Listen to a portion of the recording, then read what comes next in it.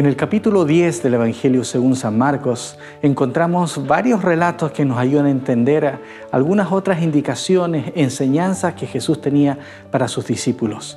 Jesús quería que sus discípulos comprendieran bien cuál era su misión. Te invitamos a estudiar esas enseñanzas en este nuevo capítulo de tu programa Lecciones de la Biblia.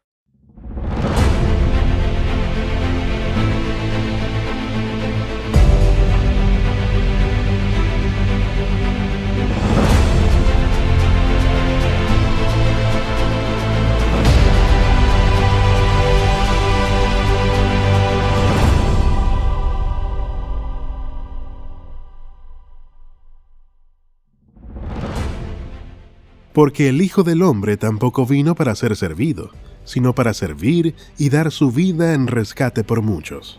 Marcos, capítulo 10, versículo 45. ¿Qué tal, queridos amigos? Felices de poder comenzar una vez más aquí el programa Lecciones de la Biblia.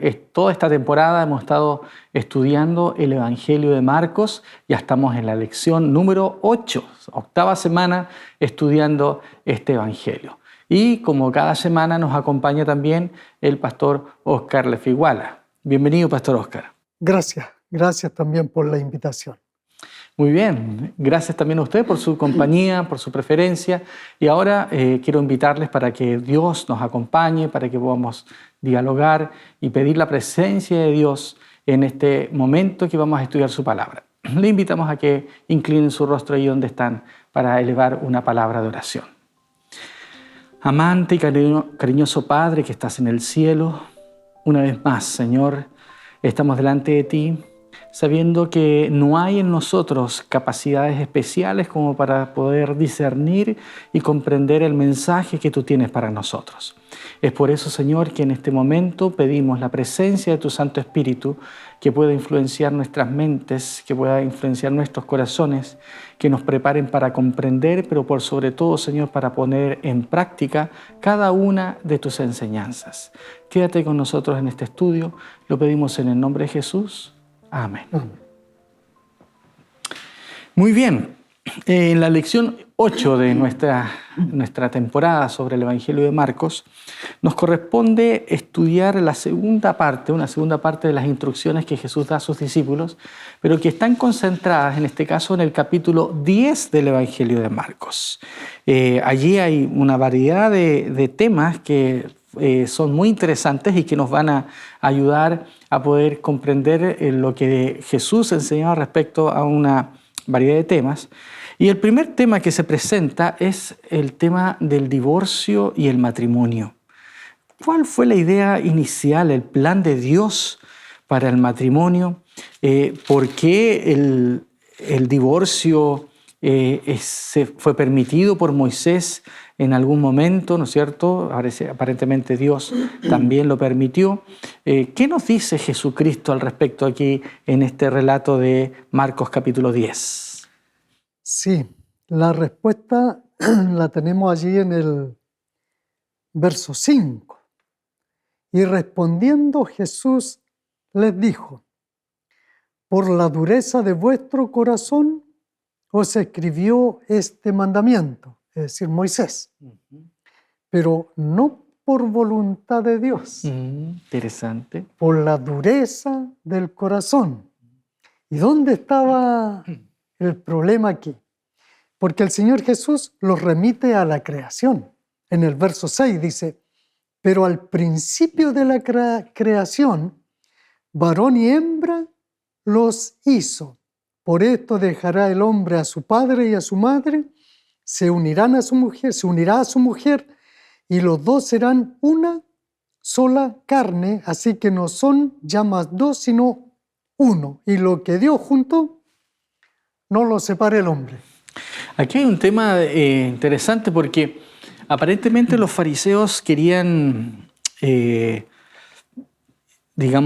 entrampar, ¿no es cierto?, a Jesús con una pregunta relacionada a la manera en que se debía aplicar las enseñanzas de Moisés respecto al matrimonio y al divorcio.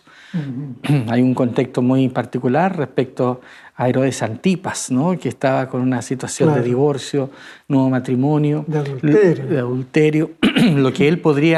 Lo que Jesús dijera en ese momento podría ponerlo en peligro también de ir en Claro. contra de lo que el gobernante de turno estaba pasando, ¿no?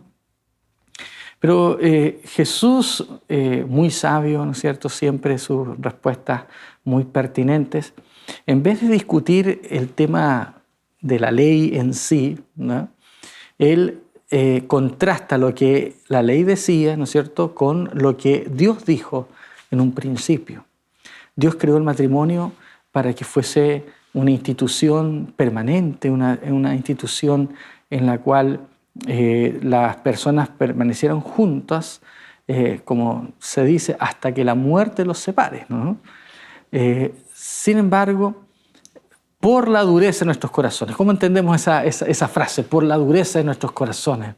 Yo cambiaría esa frase y le pondría por los caprichos.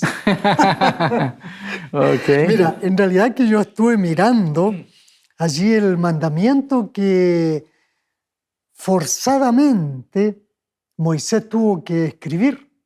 Porque ese fue un mandamiento forzado, porque fue por la dureza, por los caprichos, diría yo.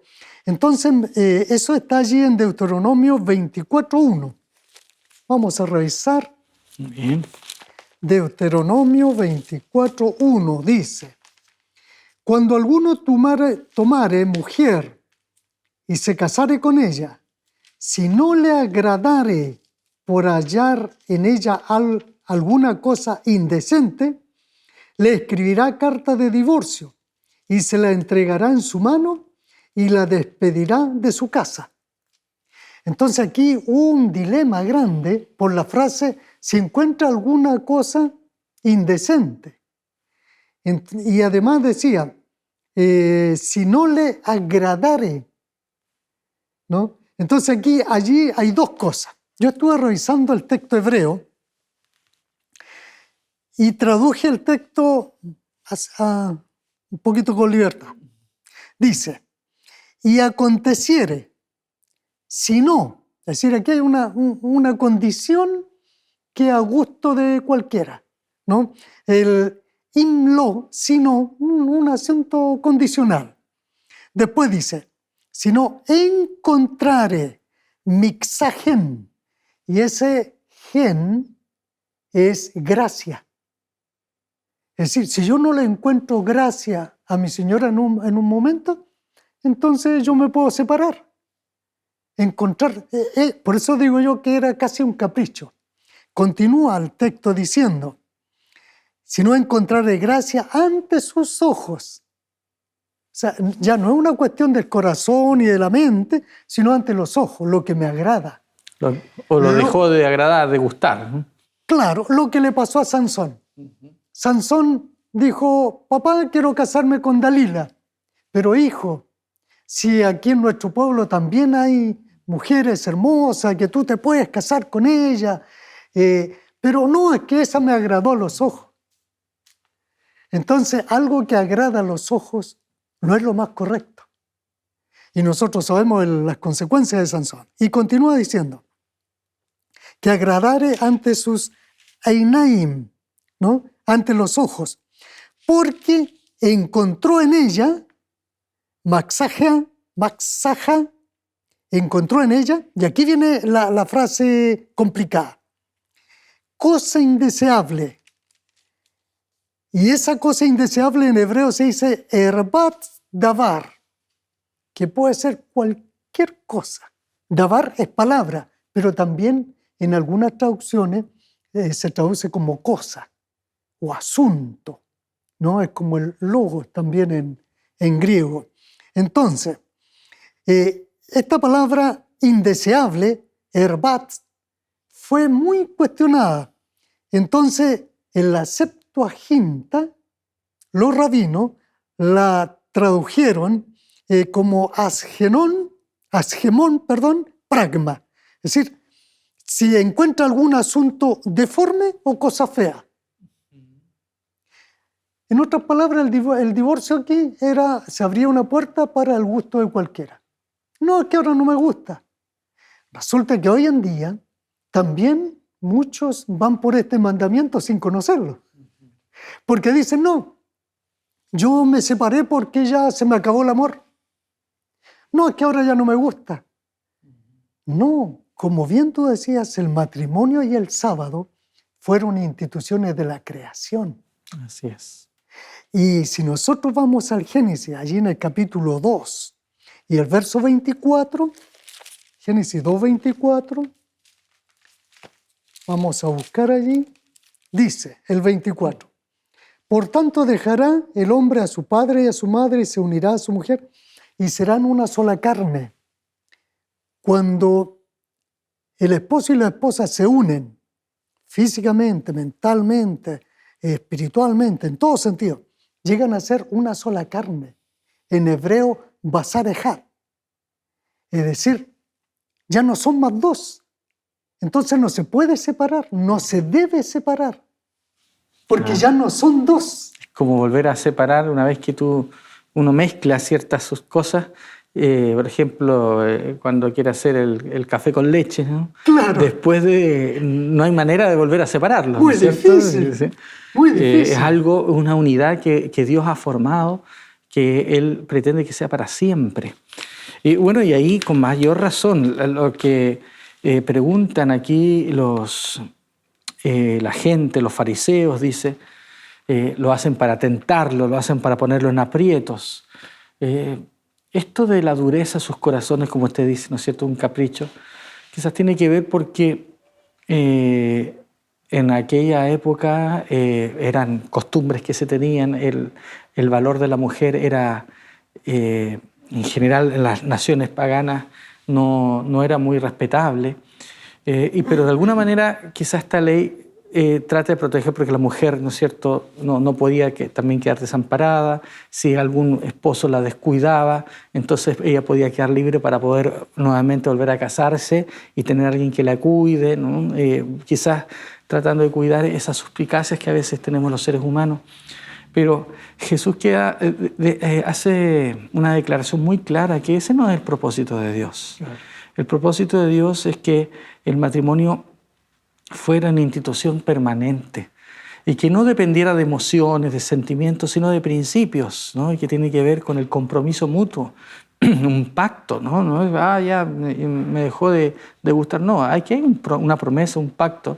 Y sabemos que el amor, digamos, principalmente es una decisión, es un compromiso. Por supuesto que hay una parte emocional, claro, sentimental, pero no se basa en eso. Porque si está basada en emociones y sentimientos, pasan. Claro, y un rato yo estoy feliz, otro rato estoy contento, claro, y no por eso después paso a estar triste, y no por eso no significa que pueda volver a estar contento, ¿no es cierto? Sino que claro, son emociones que van y vienen. Ahora, bien yo tomo lo que tú dijiste, que es un asunto de principio, porque algunos piensan que el matrimonio es un asunto de papeles. No, dice, si así estamos bien, si el matrimonio es un asunto de papeles. No, es un asunto de principio. Entonces, y si uno le pregunta a alguien, ¿y tú, por qué no te casas? No, es que si alguna vez decidimos separarnos, no, entonces no la ama. Tienen que estar juntos por amor. Y es un principio. Entonces, aquí no es cosa de que si no me gusta, no. Y tampoco es un asunto de papeles. Es un asunto, volvemos a insistir, un asunto de principio. El amor es un principio. A la vez que sea también como, se expresa como un sentimiento, pero aquí hay un principio, ¿no? Ahora, en el verso 27 de Génesis, capítulo 2, después de decir que cuando estas dos personas se unen, llegan a ser una sola carne, en el verso 1.27. 1.27. Me había equivocado. Dice, y creó Dios al hombre a su imagen, a imagen de Dios lo creó. Varón y hembra lo creó. Los creó. Entonces, el hombre se compone de hombre y mujer. No hombre, hombre, ni mujer, mujer. Es decir, ellos llegan a conformar un matrimonio bendecido por Dios y unido por Dios. Dios no va a unir un hombre con un hombre, una mujer con una mujer, porque Dios no lo hizo así al principio. Y por lo tanto, nosotros no podemos pretender que Dios bendiga otra cosa, sino el matrimonio como Dios creó. Y esto es interesante porque la gente dice, pero si amor es amor, no importa cómo, ¿no? Pero el creador del amor es Dios. La Biblia dice que Dios es amor y Él da las indicaciones acerca de cómo debe ejercerse ese amor, ¿no? Como hemos dicho, no es sentimiento, no es emociones, son principios. Y el amor también se manifiesta en la obediencia. Acuérdense que la mejor manifestación del amor de Dios, de su carácter, es la ley. La ley es una ley de amor. Claro, y el asunto de su carácter. Exacto, por lo tanto hay una demostración de que Dios nos da instrucciones por amor, Él espera que obedezcamos por amor y allí se complementa lo que es realmente el amor. Es cuando yo estoy dispuesto a hacer la voluntad de Dios, Claro. y el diseño que Él hizo originalmente para nosotros, ¿no? La felicidad se logra cuando yo logro encontrar aquello que Dios diseñó para mi beneficio, para mi felicidad, ¿no? Porque es como que yo quisiera hacer algo en contra del diseño original, ¿no? Yo no puedo, por ejemplo, a un vehículo ponerle agua, ¿no? Porque no fue diseñado para eso. Claro. ¿No? Asimismo también el ser humano fue diseñado para ser feliz, pero bajo los criterios que Dios estableció, porque Él lo diseñó así. Entonces es tan importante poder seguir las indicaciones que Dios deja en su palabra y así nosotros vamos a encontrar la verdadera felicidad, ¿no? Es haciendo lo que el Señor ha dicho en su palabra. Y nunca fue el plan de Él ni el divorcio, nunca fue el plan de Él tampoco uniones del mismo sexo, sino que Dios diseñó el matrimonio para bendición de la humanidad. Pero por eso es tan importante poder elegir bien, ¿no es cierto? Que los jóvenes oren antes de unirse en matrimonio, busquen ahí de la mejor manera. Es un tema en el cual el enemigo ha intentado distorsionar el plan de Dios y lo ha hecho de manera tremenda. Y ahora, si alguien me dice, bueno, pero ¿y si esta otra estructura sirve también? ¿Cómo tú me pruebas que es la voluntad de Dios que solo sea hombre y mujer? Por la procreación.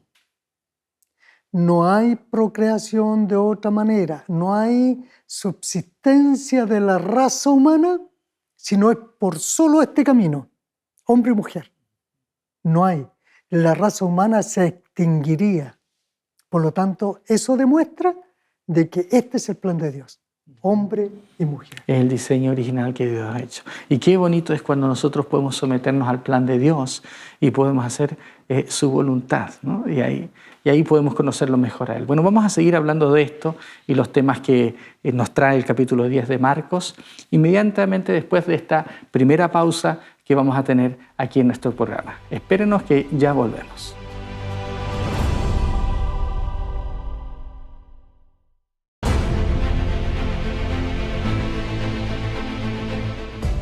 Ya estamos de vuelta en Lecciones de la Biblia. Le agradecemos una vez más su compañía, sus comentarios que ustedes nos hacen a través de las redes sociales, a través de los canales de la Red Nuevo Tiempo Chile especialmente.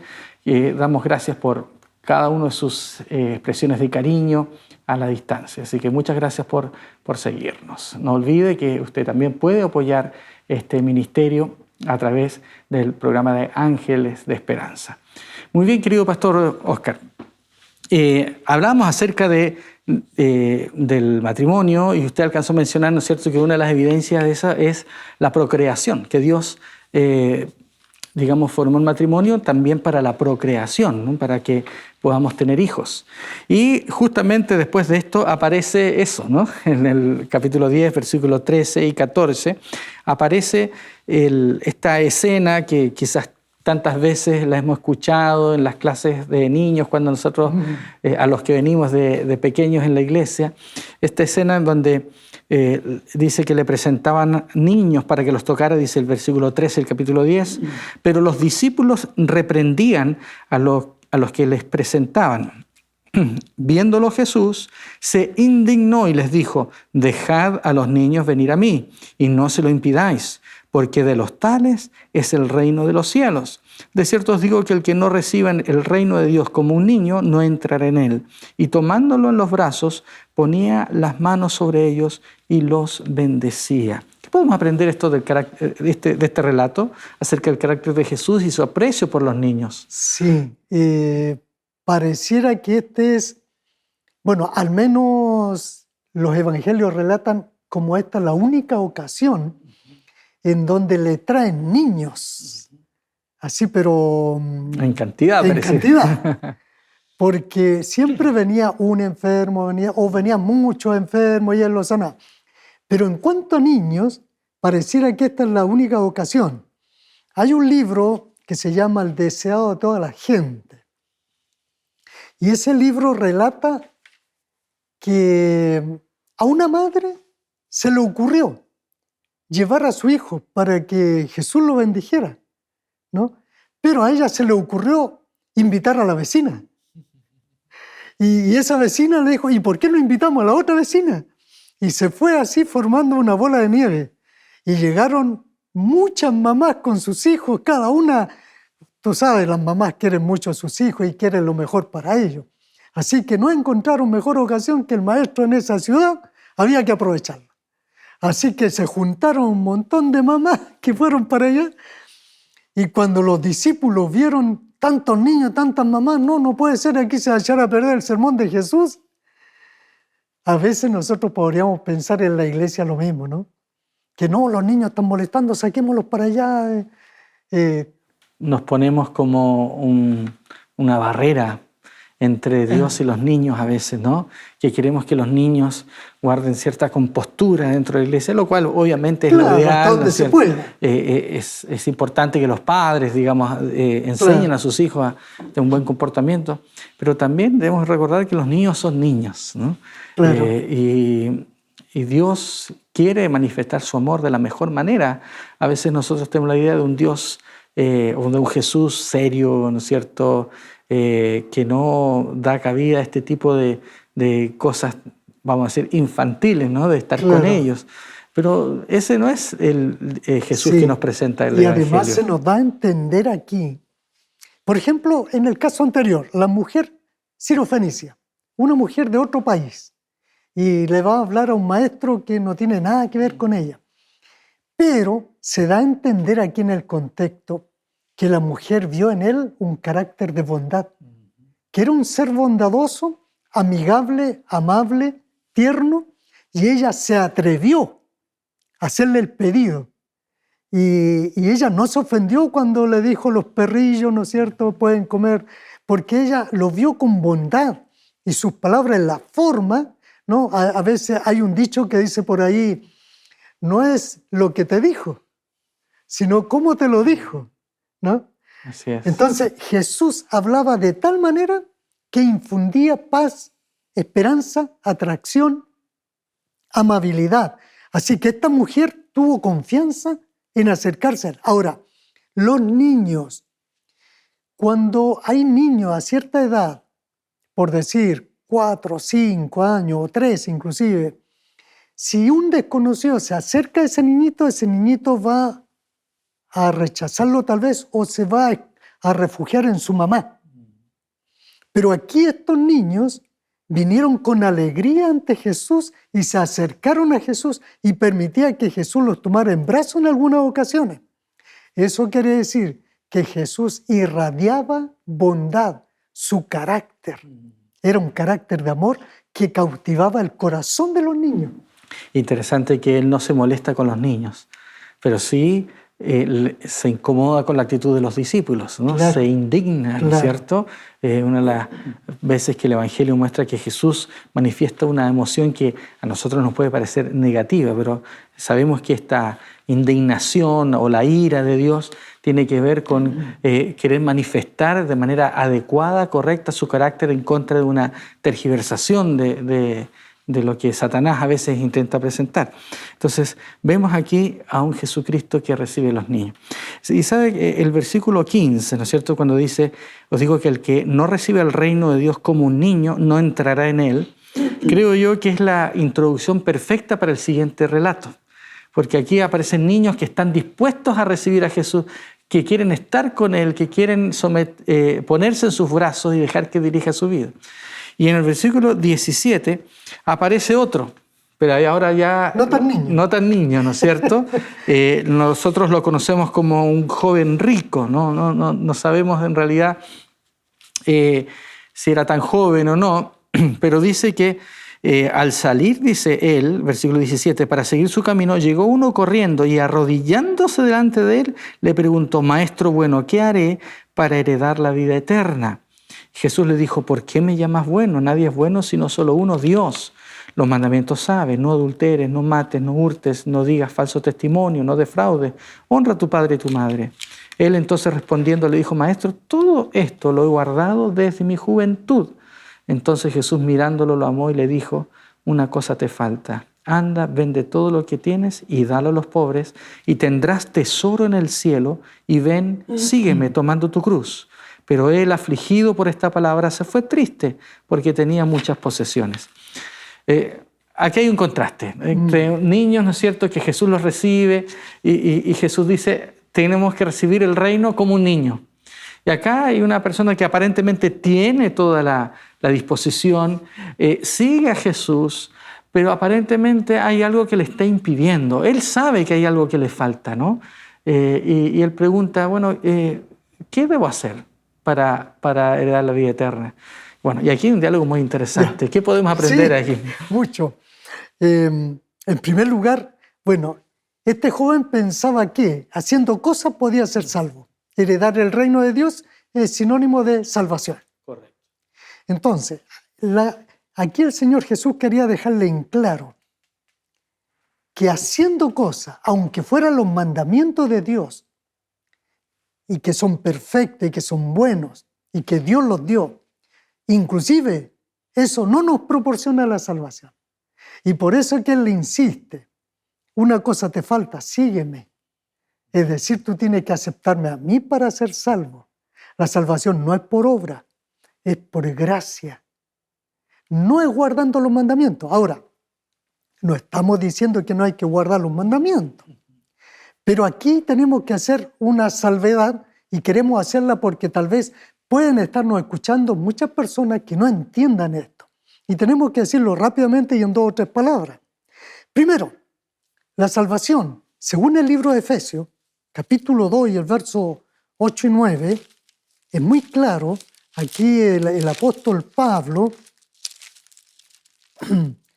Efesios 2, 8 y 9, dice: porque por gracia sois salvos por medio de la fe, y esto no de vosotros, pues es don de Dios, no por obra, para que nadie se gloríe. El Señor le preguntó: ¿y has guardado los mandamientos? Sí, lo he guardado todo, así que creo, perfecto. No, la salvación no es por obra. Entonces alguien dirá: ¡ay, los adventistas, cómo enseñan a guardar los mandamientos y si somos salvos por gracia! Sí, así es. Somos salvos por gracia. Pero una vez que somos salvos, el Señor quiere que ahora seamos felices y tengamos principios de vida que agradan a Dios. Interesante que cuando él presenta su currículum, por así decirlo, ¿no? Le dice: guarda los mandamientos. Yo los he guardado desde mi niñez, hago esto, ¿no es cierto? Interesante que él pregunta: ¿qué más, no es cierto? ¿Qué debo hacer? ¿Qué más, no? Jesús entonces dice, lo mira y lo ama. O sea, Sí. No le desagrada que él haya guardado los mandamientos, ¿no? Claro. No es algo negativo. No. Está bien, pero a veces la observancia de los mandamientos por sí sola no es suficiente. Porque yo puedo disciplinarme y como un moralista, ¿no es cierto?, tratar de seguir todas las normas, ¿no es cierto?, las reglas. Pero si no vienen de un corazón transformado por Dios, esa obediencia, esa justicia es como trapos de inmundicia, nos dice Isaías. Claro.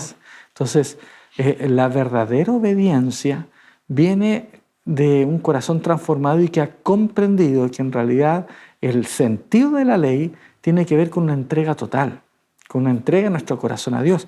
Y por eso ahí cuando le dice una cosa te falta, Jesús pone ahí el dedo en la llaga, ¿no es cierto?, en la herida, porque él tenía un problema. Él hacía todas las cosas. Sin embargo, él tenía un problema con la avaricia, tenía un problema, ¿no es cierto?, con el tema del dinero, y él no estaba dispuesto a dejar eso para seguir a Jesús. Claro. Y allí es donde él no estuvo dispuesto a invertir no solamente su tiempo, no solamente, ¿no es cierto?, las cosas que él hacía, sus acciones, sino que él tenía que invertir su corazón en las cosas del Señor, y eso lo iba a llevar a entregar todo, incluso las posesiones materiales. Y el Señor le dice que tiene que vender todo para poder seguir a Jesús. Esto es como la perla de gran precio, ¿no es cierto? Como el tesoro escondido, claro, que el que encuentra lo maravilloso que es el Evangelio, dice, vende todo lo que tiene y lo invierte en eso, ¿no? Ahora también hay un pensamiento que es errado, y es pensar que yo debo ser bueno primero para ir a Jesús. No, nosotros debemos ir a Jesús tal como estamos. Aceptar a Jesús como nuestro Salvador, porque la salvación, el perdón de los pecados, se obtiene solo en Jesús. Cristo es la solución. Una vez que somos salvos en Cristo, entonces ahora yo, los mandamientos, Jesús dijo, si me amáis, guardad mis mandamientos. ¿Pero por qué? Si tú me salvaste por gracia. Sí, porque ahora quiero que tengas un estilo de vida diferente al estilo de vida del mundo. Un hijo de Dios tiene que tener otro estilo de vida, y ese estilo y esos principios los dan los mandamientos. Es por eso que el Hijo de Dios, cuando ha sido salvo, cuando ya es salvo, entonces los mandamientos se convierten en un estilo de vida y en un acto de adoración. No está guardando los mandamientos para ser salvo, está guardando los mandamientos porque fue salvo y ahora se goza. Es lo mismo que decía el salmista en el Salmo 1. Dice que él se regocijaba en los mandamientos, eran su delicia en el Salmo 1. Claro, porque cuando alguien ha sido limpiado por el Salvador, ha sido perdonado, ha sido salvo, ahora obedecerle a Dios es un acto de adoración feliz, es Correcto. una delicia. Es que es un pacto que hacemos con Dios. Cuando nosotros le entregamos el corazón al Señor, Él nos recibe, nos acepta por gracia, por amor, pero esa entrega, ¿no es cierto?, va, digamos, unida a un cambio y una transformación de nuestra vida, ¿no? Dios nos perdona nuestros pecados, pero también nos invita a cambiar nuestra vida, ¿no? A comenzar a vivir haciendo su voluntad. No es una transformación instantánea, pero poco a poco comenzamos a ser más semejantes al Señor. Ahora, hay un puntito ahí que destaca la lección que tiene que ver con el tema de las riquezas en sí. Las riquezas de por sí no son malas, ¿no? Claro. El problema es el amor a las riquezas. Y es en ese contexto que Jesús dice, cuán difícil es entrar en el reino de Dios a los que confían en las riquezas, dice el versículo 24. Más fácil es pasar un camello por el ojo de una aguja que entrar un rico en el reino de Dios, ¿no es cierto? Muestra cómo a veces el dinero es un impedimento fuerte para muchas personas que aman el dinero para el reino de Dios. Y los discípulos, ¿no es cierto?, se asombran y dicen, entonces, ¿quién podrá ser salvo? Y el versículo 27 dice, para los hombres es imposible, pero no para Dios, porque todas las cosas son posibles para Dios. Es importante también. Ahora, esto lo podemos relacionar con algo que lo vimos en el estudio anterior. Si tu ojo, tu mano, tu pie te da ocasión de caer, córtalo. Y ahí no está hablando de las mutilaciones. No, el Señor no quiere eso. No quiere sacrificio, no, sino que más bien se refiere a cualquier cosa que intervenga en mi relación con Dios, en mi salvación con Dios. Entonces yo debo deshacerme de aquello. ¿Qué le estaba permitiendo no aceptar a Jesús para poder ser salvo al joven rico? Su riqueza era el problema. En otros puede ser, no sé, alguna otra situación. Su trabajo, su título, o a lo mejor una esposa incrédula, ¿no? También puede ser. O algún hijo que le está haciendo algún problema y el hijo ya está crecido. Así. Entonces, o puede haber alguna otra cosa.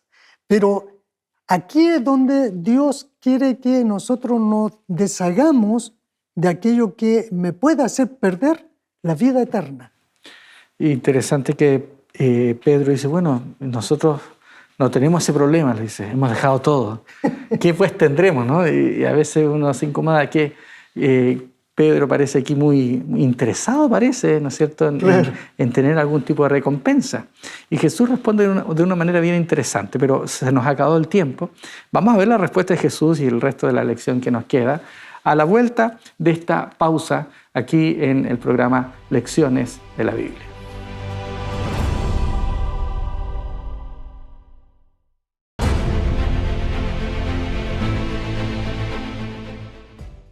Hola amigo, antes de continuar con el tema de hoy, quiero preguntarte algo. ¿Alguna vez has tenido dudas con respecto a la ansiedad, la depresión o la salud mental? La Escuela Bíblica de Nuevo Tiempo ha preparado este material de estudio llamado Sentimientos, la ciencia del existir. Esta guía aborda de forma práctica y sencilla los temas del día a día desde un enfoque científico. Para solicitarla, solo debes escribir al número que está apareciendo en pantalla o también lo puedes hacer ingresando a nuestro sitio web. Estaremos esperando por ti.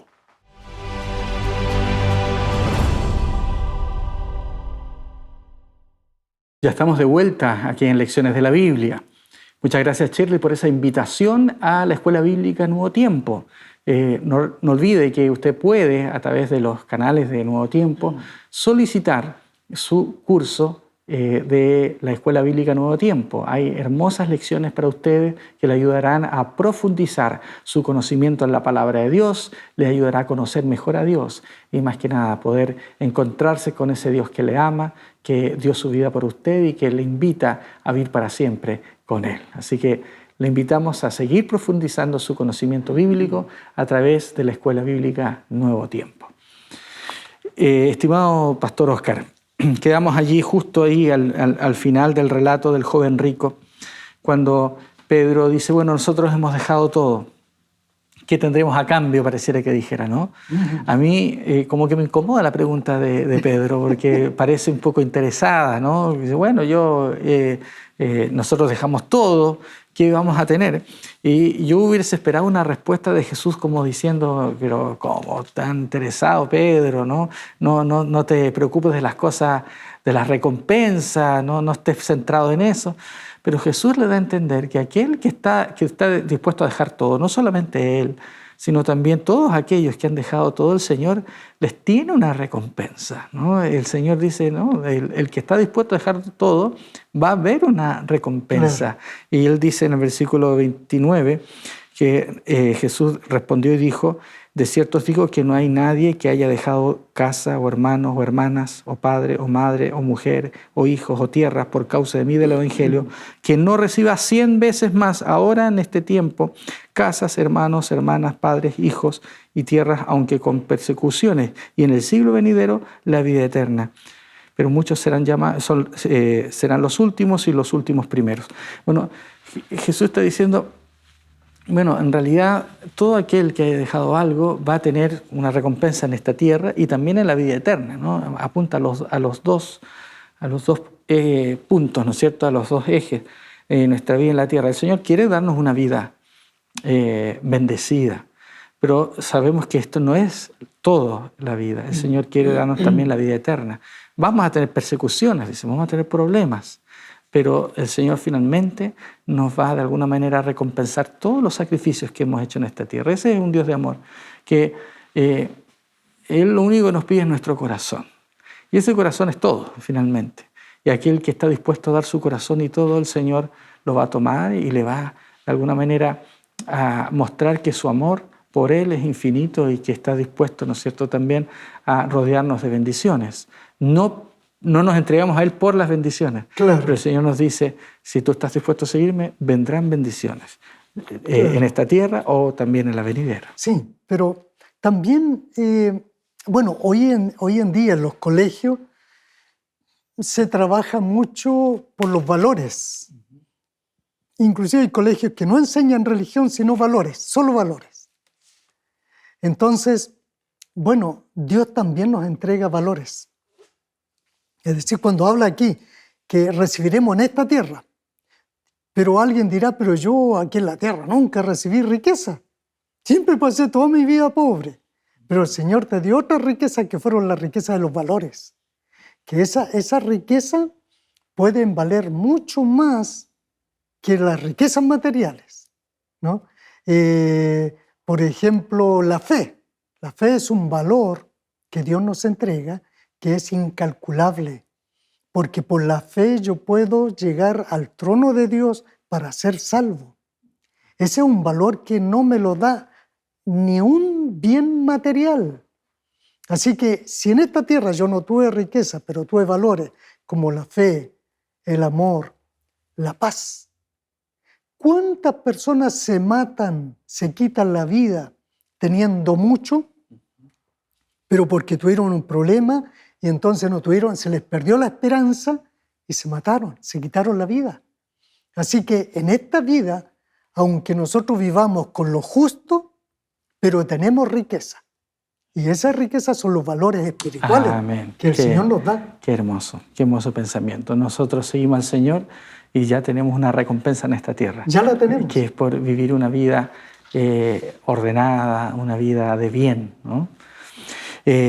Pastor Oscar, inmediatamente después de este relato aparece nuevamente Jesús explicándole a los discípulos, ya lo habíamos visto en lecciones pasadas, en capítulos anteriores, en el capítulo 9 ya aparecía, antes ya también había aparecido, ¿no es cierto?, en el capítulo 8.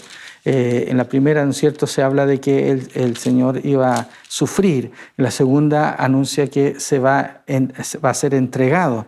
Y ahora es un poquito más específico todavía porque dice en el versículo 33 que Jesús les dice: ahora subimos a Jerusalén y el Hijo del Hombre será entregado a los principales sacerdotes y a los escribas. Lo condenarán a muerte y lo entregarán a los gentiles. Se burlarán de él, lo azotarán, lo escupirán y lo matarán, pero al tercer día resucitará. Ahora ya les da el momento en que esto va a suceder. Ahora va a suceder esto. Ha llegado el momento. Y este es otro momento de inflexión acá en el Evangelio, porque comienzan a encaminarse a esta última parte del ministerio de Cristo, en donde Él se va a enfrentar derechamente con los dirigentes religiosos de la época, lo cual le va a llevar a la muerte. ¿Cómo podemos entender esto? Y que los discípulos todavía no entendieron, porque inmediatamente también aparece esta petición de Jacobo y Juan a través de su madre. Bueno, aquí no se menciona a la madre, ¿no? Pero después en verso Mateo, 37. Claro. 35. Claro, aparece, ¿no es cierto?, esta petición de que ellos quieren ser, así como vimos que antes de que querían ser lo más importante, el mayor, acá Juan y Jacobo quieren estar a la derecha y a la izquierda, quieren ellos ser, digamos, los que gobiernan junto con él. Parecía que ellos todavía no entendían lo que significa servir a Jesús. Esperaban la gloria, la honra, pero no entendían lo que era el dolor, el sacrificio, la persecución y la muerte que Jesús tenía que enfrentar. Claro, aquí, bueno, en realidad que al leer el pasaje dice, capítulo 10, verso 35. Entonces Jacobo y Juan, hijos de Zebedeo, se le acercaron diciendo: Maestro, querríamos que nos hagas lo que pidiéremos. Y él les dijo: ¿qué queréis que os haga? Y ellos le dijeron: concédenos que en tu gloria nos sentemos uno a la derecha y el otro a la izquierda. Aquí pareciera que estos dos hermanos se confabularon. Ajá. Y a los tres más cercanos a Jesús, a Pedro lo dejaron fuera. Claro. Aquí hubo una jugada entre hermanos. Para que veamos que habían ciertas dificultades también entre ellos, ¿no? Entre los discípulos. Y entonces Jesús les dijo, verso 38, y él les dijo: no sabéis lo que pedís. ¿Podéis beber el vaso que yo bebo o ser bautizado con el bautismo que yo soy bautizado? Y ellos le dijeron: sí, a la verdad. Y Jesús le dice: bueno, a la verdad, el vaso que yo bebo, beberéis. Y con el bautismo que yo soy bautizado, seréis bautizados. Pero el sentaros a la izquierda, a la derecha, es un asunto de mi Padre. Y más encima lo oyeron los otros que estaban cerca y se enojaron. Claro. Entonces, aquí Jesús les dice claramente: no, ustedes no saben lo que están diciendo. Porque si hablamos de cuando Jesús les dice que a la verdad el vaso que yo bebo, beberéis, pero que ustedes no podrán beber el vaso que yo bebo, y también el bautismo. El vaso era el sufrimiento de Cristo, allí en el Getsemaní. Solo Cristo lo pudo vivir, porque allí en el Getsemaní se decidió nuestra salvación antes de la cruz. En la cruz se concretó, pero en el Getsemaní se decidió, pero atrás un muy fuerte sufrimiento extremo, a tal punto que sudó gotas de sangre. Eso es un caso extremo. Por lo tanto, Jesús le dice, miren, el vaso que yo voy a beber, tú no lo puedes beber. Y el bautismo que yo voy a, tampoco lo puedes beber, porque el bautismo es mi muerte, ¿no? Entonces, nosotros ahora podemos beber nuestro vaso, sí, y nuestro bautismo también nos liga con Jesús, porque el apóstol Pablo en Romanos 6 dice, ¿o no sabéis que habéis sido muertos a través del bautismo con Jesús? Entonces Jesús nos dejó la parte bonita para nosotros, y la parte difícil la hizo Él, porque el agonizar en el Getsemaní ningún ser humano podría haber soportado, porque era una cuestión más que físico, espiritual. Y ningún ser humano estaba preparado para eso, solo Cristo, que era santo. Segundo, la muerte de Cristo era la única muerte sustitutoria para el perdón de los pecados. Así que si alguien quería decir, no, yo quiero morir por ti, no puede. Tiene que ser santo. Tiene que provenir de la presencia de Dios, porque la muerte de Cristo era para decir que la ley era perfecta, que la ley no se podía transgredir, que la ley era un trasunto de su carácter. Por eso tuvo que morir, ¿no? Para poder cumplir la ley. Claro, entonces ningún ser humano podía. Entonces eso no lo entendían ellos. Pensaban que, no, si yo maestro, yo puedo. No, es que no se podía, por ningún motivo. Y vemos aquí, ¿no es cierto?, cuán poco nosotros comprendemos a veces de lo que Cristo vino a hacer, y que al seguirlo pensamos en los beneficios, pero no también en los sacrificios. Nos queda un par de minutitos para poder comentar acerca de Bartimeo y luego, ¿no es cierto?, cerrar el programa. ¿Qué interesante podemos decir respecto a Bartimeo, este ciego que recibe la vista? Hemos visto ya varios milagros acá en Marcos, y Bartimeo se lo ve muy entusiasta al respecto cuando ve que Jesús llega. ¿Qué particularidad podemos encontrar en cuanto a Bartimeo, este ciego que está en Jericó? Sí, este hombre dice algo muy interesante, porque él estaba parado allí y claro, este ciego, como no vio a Jesús, pero escuchó. Viene el Maestro Jesús, en fin, todo lo que la gente dice, y unos corren para allá, otros corren para acá. Y oyendo él que era Jesús Nazareno, él había escuchado seguramente, porque ya estaba bien informado. Dice, comenzó a dar voces y a decir, Jesús, hijo de David, ten misericordia de mí. Aquí claramente este hombre estaba diciendo, Jesús, tú eres el Mesías. Claro. Porque tú eres hijo de David. Tú eres el hijo de David, el Mesías, por favor. Tú eres el que esperábamos y necesito misericordia de ti. Es decir, aquí lo declaró Mesías. Aquí hay una demostración de fe tremenda, ¿no? Claro, y Jesús no lo manda a callar. Ni le dice, mira, quédate callado. No, sino que lo manda a buscar. Y Jesús le hace un reconocimiento aquí, ¿no es cierto? Porque le dice, ten confianza, levántate, ¿no es cierto? Jesús te llama, le dice la gente. Arrojando su capa, se fue Jesús corriendo. Y Jesús le dice, ¿qué quieres que te haga? Maestro, que recobre la vista. Y Jesús le devolvió la vista diciéndole, tu fe te ha salvado. La sanidad con la salvación. Ahora, aquí hay algo interesante. Nosotros sabemos que el Nuevo Testamento fue escrito en griego koiné. Pero nosotros sabemos que Jesús hablaba arameo junto con todo el pueblo. Y Jesús también hablaba hebreo. Los más eruditos se manejaban con el hebreo. Yo estaba revisando aquí el texto en hebreo y cuando él dice que recobre la vista, en hebreo dice lior, einai, es decir, que vea la luz. Interesante. Es interesante porque el discipulado es eso, el que viene a Cristo es eso, ver la luz. Ver luz. Ver la luz. Entonces aquí nosotros tenemos dos ciegos que marcan un lapso de tiempo de Jesús. El primero está en el capítulo 8, verso 22 al 26, el ciego de Betsaida, que le hizo todo un proceso. El que recibió los 2 toques, ¿no? Claro. En ese proceso Jesús les trató de explicar didácticamente el discipulado. Y esta etapa termina con este ciego, con el ciego Bartimeo de Jericó. Y entonces Jesús le hace la sanidad y le dice, tu fe te ha salvado. Pero aquí él lo declara Mesías. Y Jesús ya admite Mesías porque ahora de aquí en adelante comienza la última etapa de Jesús.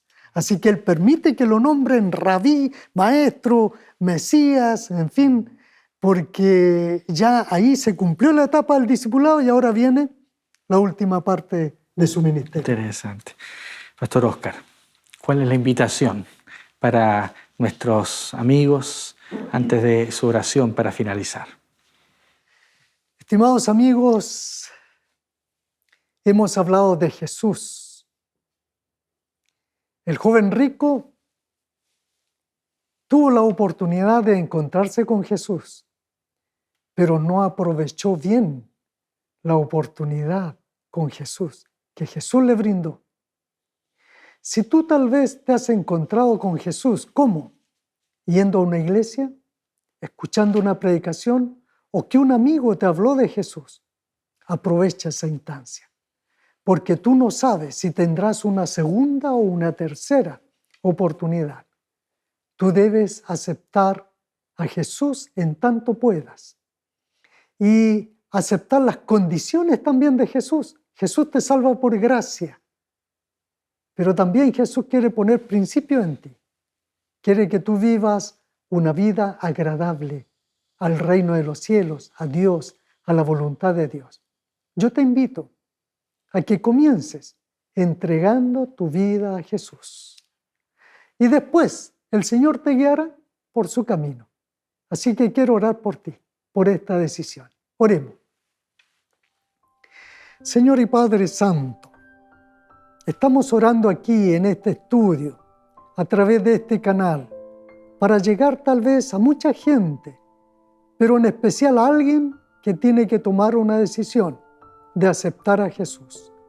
Quiero orar por esa persona, porque el Espíritu Santo yo sé que está tocando ese corazón y lo ha llamado tal vez más de una vez. Y aquí el Señor quiere que tú entregues tu corazón a Jesús. Oramos en el nombre de Jesús. Amén. Amén. Muchas gracias, Pastor Óscar. Hemos llegado al final de nuestro programa. Nos vemos la próxima semana, otra vez aquí en Lecciones de la Biblia.